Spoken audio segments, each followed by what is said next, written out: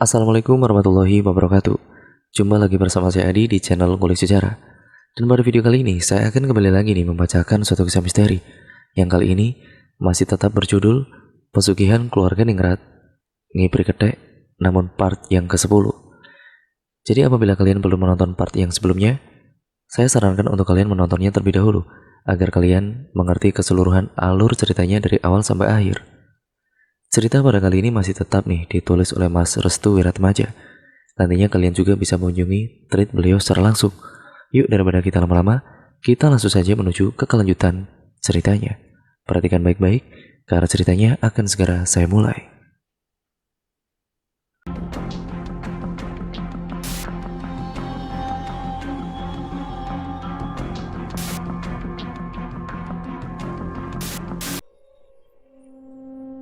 Kemudian tragedi pabrik bawang. Malam itu ibu hanya bisa termenung sembari bertanya-tanya apa yang baru saja terjadi.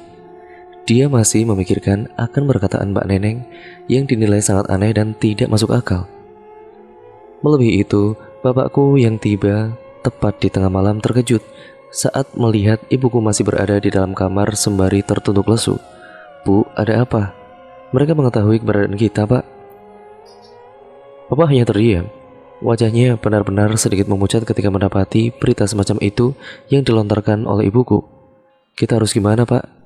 Bapak pun menatap wajah ibuku dengan tatapan yang tidak biasa. Tampaknya apa yang memang Bapak pikirkan selama ini benar-benar menjadi nyata. Aku baru saja bertemu dengan Kang Waris. Dia memberitahuku terkait apa yang akan terjadi selama berbulan-bulan ini. Jelas Bapak. Maksud Bapak apa? Kedatangan Mbak Neneng memang memiliki maksud tertentu. Sepertinya Mbak Neneng akan menjadi pion terakhir yang dimiliki oleh keluarga Ningrat. Bapak kemudian menyuruh ibuku untuk masuk ke dalam kamar dan membiarkan masalah itu berlalu. Malam itu Bapak terjaga seharian untuk memastikan jika ibuku dan Mas Rardian dalam keadaan baik-baik saja. Menimpali semua yang terjadi, keluarga Ningrat akan memiliki langkah baru agar dirinya bisa mendapatkan setiap dari keturunannya yang memang melarikan diri. Pagi itu terdengar huru-hara di setiap tempat. Sebuah pabrik yang berdiri tegap dan tampak megah dari luaran ternyata mendapati sebuah masalah yang sangat-sangat besar. Sebanyak 5 orang karyawan meninggal dunia tanpa sebab. Mereka yang memang berada di tempat kejadian tidak menyangka jika teman-temannya yang menjadi korban adalah orang-orang yang selama ini orang terdekat dari Raden Angkoro tersendiri. "Bu, Ibu, ada apa, Pak?" Bapak pun segera menarik tangan ibuku untuk membaca sebuah berita yang baru muncul di surat kabar. Ini, bukannya pemiliknya adalah Raden Angkoro? Sementara itu, jalanan tempat di sekitaran pabrik bawang benar-benar dipadati oleh orang-orang yang melihat dan juga penasaran di situ dan juga wartawan. Mereka semua berduyun-duyun untuk mengetahui misteri yang tersimpan dari pabrik yang sudah berdiri selama puluhan tahun tersebut. Selain itu juga, banyak warga yang penasaran dengan apa yang sebenarnya terjadi dari kematian 5 karyawan yang meninggal secara mendadak. Pasalnya, dari salah satu kelima korban tersebut adalah seseorang yang sangat berpengaruh. Dia bernama Haji Dullah. Para warga sangat tidak asing dengan nama Haji Dullah. Dia merupakan satu-satunya orang yang memiliki sifat kedermawanan yang tinggi. Tidak heran jika kematian Haji Dullah memberikan duka bagi warga yang ada di sekitaran pabrik tersebut. Para warga merasakan akan hal-hal yang positif selama Haji Dullah mengepalai pabrik tersebut.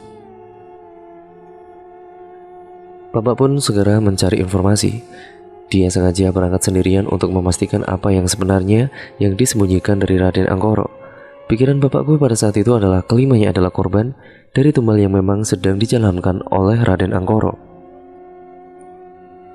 Katanya dengan mengambil 2 korban pertama, dia akan mudah mendapatkan korban selanjutnya dengan cara apapun. Di tengah perjalanan, Bapak menemui Kang Waris. Entah mengapa Kang Waris tiba-tiba saja tahu akan apa yang memang sedang terjadi.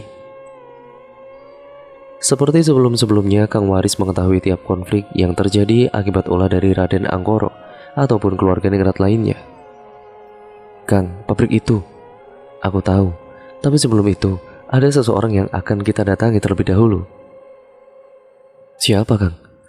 Kang Waris pun mengajak bapakku ke sebuah dusun yang jaraknya tidak jauh dengan lokasi dari pabrik tersebut. Ia bermaksud menemui seseorang yang selamat saat tragedi pabrik bawang itu bermula.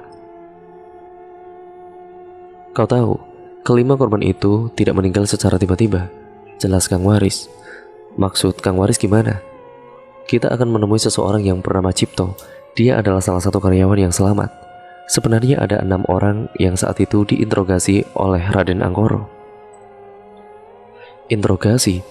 Kang Waris hanya mengangguk. Dari Kang Waris, Bapak akhirnya mendapatkan gambaran terbaru tentang apa yang memang terjadi saat itu. Jika 6 korbannya diinterogasi, kemungkinan besar ada beberapa kesepakatan yang memang harus mereka sepakati. Dengan begitu, jika salah satunya berhasil dan selamat dengan tenang, itu artinya kelima korban adalah termasuk karyawan yang tidak patuh akan kesepakatan tersebut. Setibanya di depan rumah Cipto, Kang Waris menatap pintu rumah dengan tatapan yang tajam. Ia seperti merasakan ada sesuatu yang aneh yang dihasilkan dari dalam rumah tersebut. Cipto merasa bersalah, makanya dia tidak mau keluar dari rumahnya. Kang Waris pun mengetuk pintu sembari mengucapkan salam, berharap Mas Cipto ini mau membukakan pintu untuk keduanya. Akan tetapi sudah 3 kali ketukan tidak ada jawaban sama sekali. Kang Waris pun akhirnya memutari rumah Mas Cipto selama 7 kali sembari membacakan sebuah bacaan khusus. Bacaan itu dikenal sebagai sebuah ajian yang nantinya akan membuat penghuni keluar dari tempat persembunyiannya. Sebentar lagi dia akan keluar. Dan benar saja, tidak lama kemudian seseorang membukakan pintu dengan wajah tertunduk seperti sedang menghindari sesuatu. Siapa kalian berdua? Bapak dengan cepat langsung masuk ke dalam dan menarik tangan Mas Cipto. Kang Waris mengetahui apa yang direncanakan oleh Bapak. Ia pun segera menutup pintu dan menguncinya dengan begitu rapat. Dengan begitu, rahasia terkait dengan tragedi pabrik bawang akan terbongkar dengan lebar. Sementara itu, jangan ada yang melewati garis polisi. Ini area terlarang, jangan mendekat. Haji Dullah, kami belum menerima kematiannya. Para wartawan terus mendesak masuk untuk mendapatkan informasi yang ia butuhkan. Begitu juga para warga yang terus mendorong-dorong aparat umum agar bisa melihat jasad dari Haji Dullah yang masih tergeletak di salah satu ruangan bersamaan dengan keempat korban lainnya. Namun, mengapa kalian mendatangiku? Aku tidak terlibat dengan kasus kematian mereka, ucap Mas Cipto dengan tegas. Bapak dan juga Kang Waris pun mencoba menenangkan keadaan. Di ruangan yang sedikit redup dan kurangnya ventilasi udara, Bapak pun meminta kepada Mas Cipto untuk terduduk sejenak sembari mengobrol santai terkait apa yang ingin mereka pembahaskan. Duduklah Mas, kami orang-orang biasa kok, ucap Bapak kepada Mas Cipto. Namun Mas Cipto menolak akan hal itu. Ia terus berdiri sembari mengacungkan jari telunjuknya ke arah Bapak dan juga Kang Waris. Kalian bukan orang biasa, kalian masih ada hubungannya dengan pemilik jahanam pabrik itu kan? Tanya Mas Cipto. Siapa orang yang kau maksud? Bapak mencoba untuk memancing apa yang baru saja Mas Cipto katakan. Sepertinya Mas Cipto benar-benar kelewatan sampai-sampai dirinya mengatakan hal yang bersifat rahasia. Mas Cipto pun akhirnya merendahkan diri. Ia terduduk di sebuah sofa sembari memegangi kepalanya. Aku, ucapnya dengan nada penyesalan. Aku tahu ini bukan keinginanmu, jelas Kang Waris kepada Mas Cipto. Aku dipaksa melakukan hal ini. Dia adalah pemilik pabrik itu, memaksaku untuk mengikutinya. Siapa yang kau maksud? Pancing Bapak, Raden Angkoro. Dia melakukan sebuah ritual pada malam itu. Aku dan kelima orang karyawan lainnya benar-benar diinterogasi habis-habisan, karena kami berenamlah orang terdekatnya. Mengetahui hal itu, Bapak pun sedikit terkejut. Bapak langsung menghadapkan wajahnya ke arah Kang Waris yang sedari tadi terdiam sembari memandang wajah Mas Cipto dengan tatapan yang penuh penasaran. Jelaskan lebih rinci apa ritualnya. Mas Cipto pun terdiam. Dia seperti menolak dengan apa yang Kang Waris katakan. Aku tidak bisa katakan hal itu, jelas Mas Cipto. Kang Waris kemudian menundukkan kepalanya lalu tangannya menunjuk ke arah Mas Cipto seperti memberikan ancaman. Kau Tahu kan, apa yang membuatmu menjadi longgar hingga kedua tanganmu secara refleks membukakan pintu rumahmu? Tiba-tiba tatapan Kang Waris berubah menjadi sangat tajam. Ia langsung membacakan sebuah mantra khusus yang bertujuan untuk menundukkan kepala lawannya. Bersamaan dengan itu, hal yang mengejutkan pun terjadi kepada Mas Cipto. Dia berteriak ketakutan seperti ada sesuatu yang menghantui pikirannya. "Kang, ada apa? Aku sengaja mengendalikan pikiranmu agar dia mau membongkar lebih dalam terkait tragedi pabrik bawang itu." Mas Cipto pun kembali memegangi kepalanya. Ia seperti merasa tertekan apa yang telah Kang Waris tanam terhadap pikirannya. Bongkar tragedi itu atau kau akan tenggelam dalam ketakutan itu sendiri. Iya, baik-baik. Aku akan membongkarnya. Kang Waris pun kembali menggenggam tangannya sembari menunggu apa yang ingin dikatakan oleh Mas Cipto. Ritual itu sangat mengerikan. Mereka yang tidak menuruti permintaan dari Raden Anggoro akan disuruh bertelajam bulat sembari memukul-mukuli kepalanya ke lantai. Lalu tidak lama kemudian dia datang. Dia siapa? Sosok siluman Roco Kedek. Begitulah yang dikatakan oleh Raden Anggoro. Kang Waris pun langsung menghentikan pembahasan itu. Tiba-tiba kepala dari Mas Cahyo seperti ditusuk-tusuk oleh sesuatu. "Ada apa, Kang?" tanya bapak. "Ada orang lain di balik tragedi ini." "Siapa?" Mas Cahyo pun berteriak kesakitan sembari memegangi kepalanya. Sepertinya kasus yang sama akan terjadi ketika seseorang membeberkan rahasia yang telah diketahuinya, ketika Raden Anggoro sendiri menjadi pelaku dari hal ini. Sama seperti Mbak Ina, Mas Cahyo pun ditanam sesuatu oleh Raden Anggoro. Siapapun orangnya yang memang ingin membongkar lebih dalam rahasia dari ritual atau praktek pesugihan yang dilakukan oleh Raden Anggoro, dia akan terkena imbasnya. "Kang, tolong Kang, hentikan." Dia mulai memukul-mukuli kepalanya sendiri. "Ambilkan aku air lalu isikan dengan garam." Bapak pun dengan cepat berlari ke arah dapur. Dia segera mencari air dan juga garam yang berada di dapur tersebut. Namun, saat dimana Bapak ingin mengambil garam, tiba-tiba dari hadapan Bapak muncul sebuah jin kolok ireng seperti yang pernah dilihatnya di rumah keluarga Ningrat. Jin kolok ireng itu muncul bersamaan dengan rasa sakit yang dirasakan oleh Mas Cahyo. "Apa maumu?" tanya Bapak sembari meremas-remas garam yang sudah ia pegang. Jin kolok ireng itu kemudian berbalik arah dan menghilang sembari menembus tembok. Sepertinya dia akan memberikan sinyal kepada Raden Anggoro terkait apa yang baru saja terjadi dengan orang yang menjadi tawanannya itu yang tidak lain adalah Mas Cahyo. Bapak pun segera berlari ke arah ruangan depan. Ia kemudian memberikan air dan juga garam tersebut apa yang diminta oleh Kang Waris. "Kenapa lama sekali?" tanya Kang Waris. "Jin kolok ireng, baru saja dia muncul di dapur." "Sialan, rencana kita ketahuan." Kang Waris pun segera menaburkan garam itu ke dalam gelas, lalu kemudian menyipratkannya ke bagian kepala Mas Cahyo. Tidak lama kemudian Mas Cahyo pingsan dan terbujur kaku di sofa. "Apa langkah kita selanjutnya, Kang?" Raden Anggoro tidak bekerja sendirian. Ada pihak lain yang memang sedang merencanakan rencana besar bersamanya. Maksud Kang Waris? Raden Anggoro memang melakukan ini karena sebuah tujuan. Benar, tujuannya sangat besar. Dengan besarnya tujuan mereka, maka orang yang berada di belakang Kang Waris termasuk orang besar juga. Bapak pun kemudian berpikir, dia seperti mengetahui siapa orang yang dimaksud oleh Kang Waris ini. Jika memang Raden Anggoro bersama dengan orang besar, berarti orang tersebut adalah orang yang bisa melindungi Kang Waris dari kasus besar ini dan menutupinya, jelas Bapak.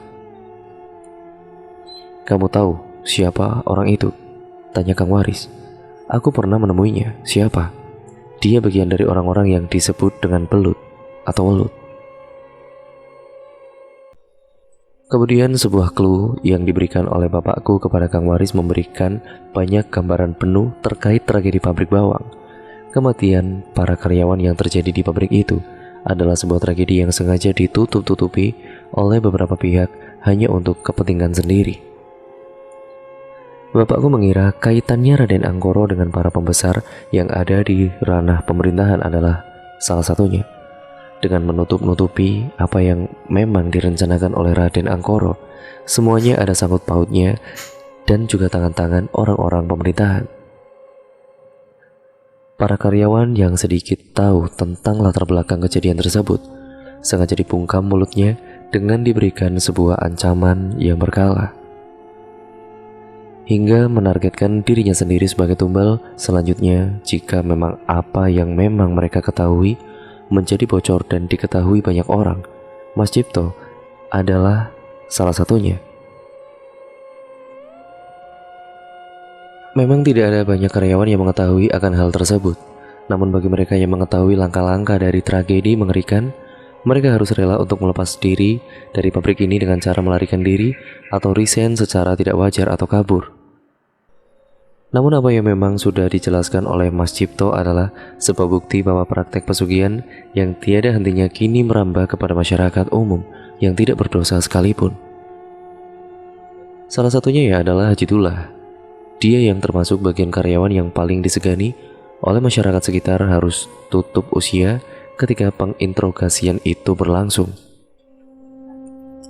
Dari apa yang sudah dipaparkan oleh Mas Cipto, hanya dirinya lah yang setuju dengan apa yang direncanakan oleh Raden Anggoro untuk jalannya semua keinginan yang telah ditetapkan olehnya. Berlanjut kepada kemunculan Jin Kolo Ireng yang menjadi patokan utama jika Mas Cipto sendiri sudah ditempeli oleh ingon-ingon milik Raden Anggoro jika memang apa yang telah diketahuinya menjadi bocor.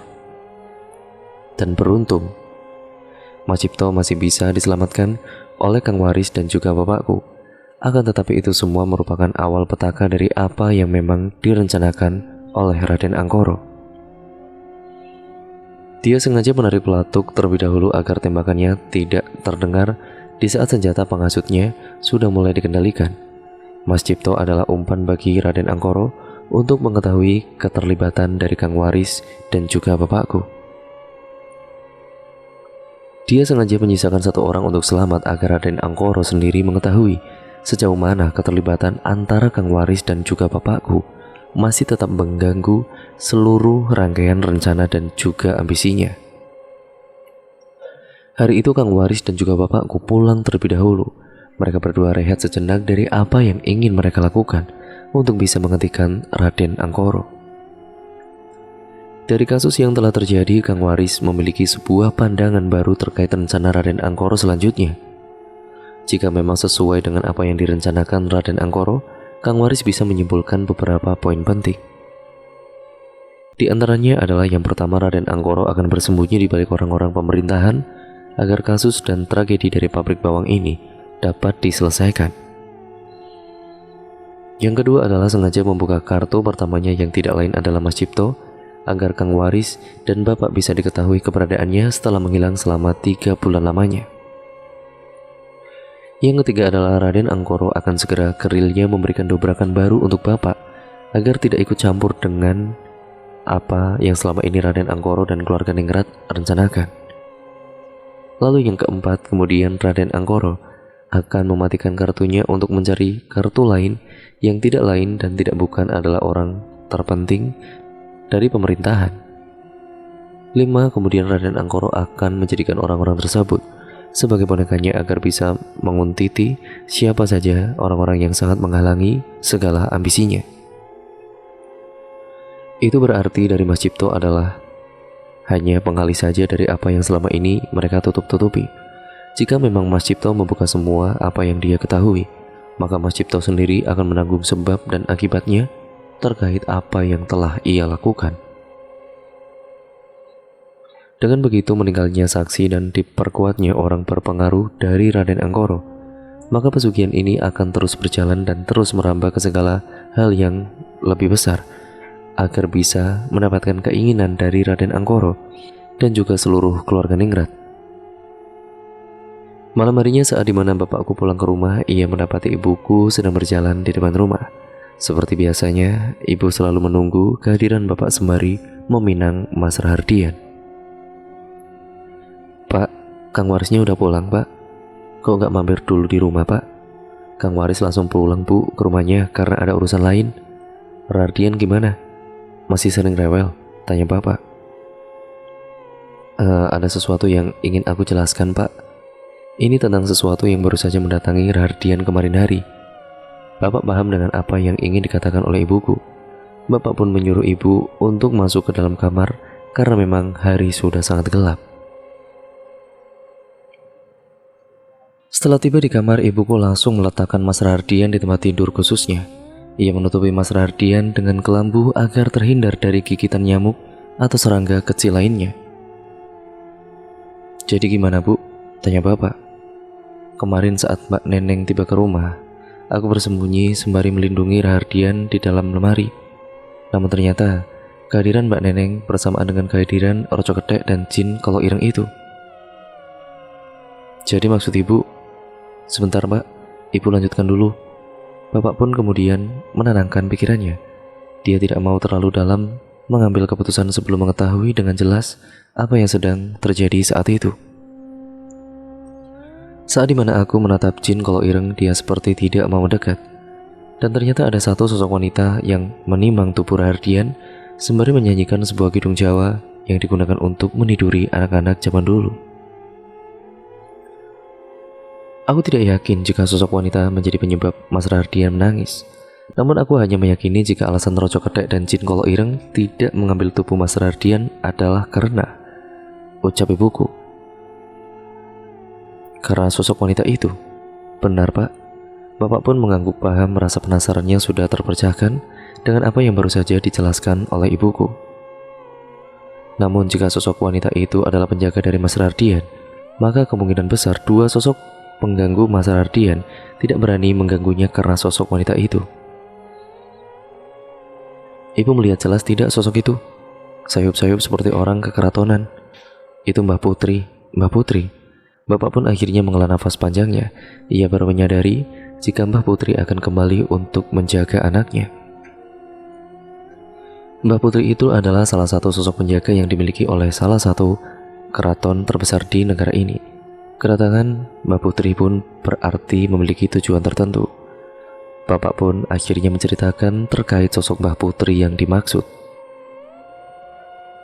Sembari menatap Rardian, Bapak kemudian menjelaskan secara seksama, Mbah Putri merupakan sosok penjaga yang dikenal sangat sensitif.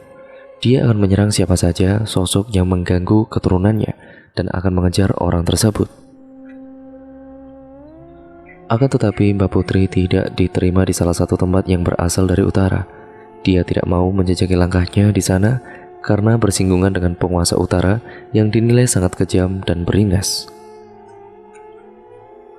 Tempat itu dikenal dengan macam-macam ritual pesugihan yang sering ditampilkan dengan gambaran siluman ular. Karena itulah, kehadiran dari Mbah Putri ini juga menjadi sebuah senjata baru bagi bapak dan ibuku. Namun bapak masih belum yakin apakah Mbah Putri ini benar-benar ingin menjaga Mas Rardian, karena bapakku pernah melihat di 15 tahun ke depan jika dirinya akan memiliki seorang putri lagi. Jika memang benar, maka Mbah Putri akan memilih salah satu ataupun salah seorang dari keturunan kita. Dan dengan hadirnya Mbah Putri, mungkin ikatan antara kita dengan keluarga Ningrat dan juga keluarga Brotoseno akan terlepas. Ibuku mengangguk paham sembari memperhatikan Rardian kecil.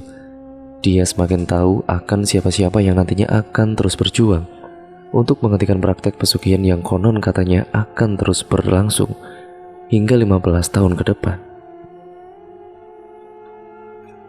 Dan malam itu bapak menyuruh ibuku untuk tertidur. Karena hari semakin malam, mereka pun menyudahi percakapan yang sangat sensitif ini. Seluruh ruangan tertutup rapat. Bapak mengunci semua jendela dan pintu yang ada di rumah. Ia tidak mau jika malam nanti ada gangguan aneh yang akan menimpa mereka.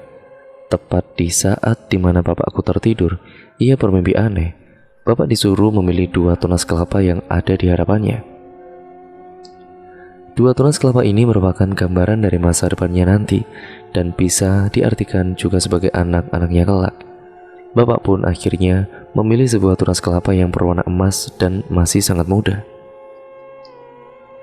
Entah mengapa tunas kelapa ini sangat menarik di mata bapak.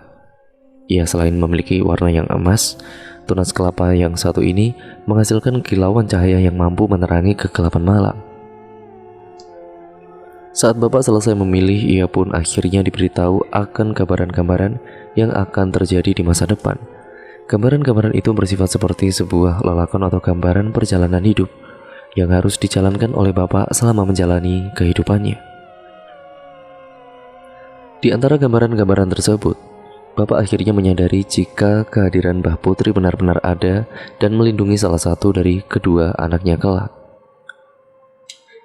Pagi harinya Bapak kesiangan, dia kemudian dibangunkan oleh ibuku tepat jam 6 pagi saat matahari sudah benar-benar muncul ataupun memunculkan sinar hangatnya. Namun, dibangunkannya Bapak bukan tanpa alasan. Bapak kedapatan seorang tamu yang ibu sendiri tidak mengetahui siapa tamu tersebut. "Pak, bangun Pak." "Astagfirullah, jam berapa sekarang Bu?" "Jam 6 Pak." "Ada tamu di depan." "Tamu? Siapa?" tanya Bapak. Ia hanya menggeleng-gelengkan kepalanya. Bapak pun menyuruh ibu untuk diberikan minum dan makanan terlebih dahulu. Namun setelah Bapak keluar rumah, ia terkejut saat mendapati tamunya itu. "Mas Cipto." "Mas." Mas Cipto pun langsung menyalami tangan Bapak. Namun, bukan kedatangan Mas Cipto saja yang membuat Bapak terkejut. Akan tetapi bentukan dari perut Mas Cipto yang membuat Bapak ini sangat kaget hingga tidak bisa berkata apa-apa. "Mas, kenapa perutnya?" "Begini Mas, perut Mas Cipto tiba-tiba membengkak seperti orang hamil." Bapak sendiri kebingungan saat melihat perut Mas Cipto yang dalam hitungan hari saja sudah membesar seperti itu. "Malam tadi mereka menyerangku," ucap Mas Cipto dengan wajah yang penuh ketakutan. "Mereka siapa?" tanya Bapak pada kala itu. "Ya, Raden Anggoro dan anggota pemerintahan." Bapak langsung teringat sesuatu. Ia langsung mengingat siapa saja orang-orang yang bergabung dan berada di balik sosok Raden Anggoro. "Malam itu aku didatangi sosok jin hitam. Ia marah kepadaku lalu aku ditumpahi air yang ia bawa dengan menggunakan kendi. Saat air itu tumpah, tiba-tiba perutku langsung kembung dan pagi harinya, entah mengapa perutku langsung membuncit dan membesar seperti ini." Bapak pun terkejut mendengar pengakuan dari Mas Cipto. Dia kemudian meminta Mas Cipto untuk menjelaskan secara detail apa yang terjadi saat malam itu juga. Aku sendiri merasa takut. Aku yang di sini sebagai pendatang harus menerima semua yang dibicarakan oleh Raden Anggoro. Namun semuanya bersinggungan dengan kata hatiku. "Tolong Mas, selamatkan aku. Aku tidak mau menjadi tumbal berikutnya. Tolong Mas." Mas Cipto pun memohon-mohon sembari memegangi tangan Bapak. Ibu yang melihat hal itu pun merasa kasihan dengan Mas Cipto. Ternyata, apa yang dikatakan oleh Kang Waris memang benar adanya. Raden Anggoro berencana untuk mengeluarkan kartunya. Lalu dia juga akan melenyapkan sendiri untuk bisa menghilangkan semua saksi atas segala kejahatan yang ia perbuat.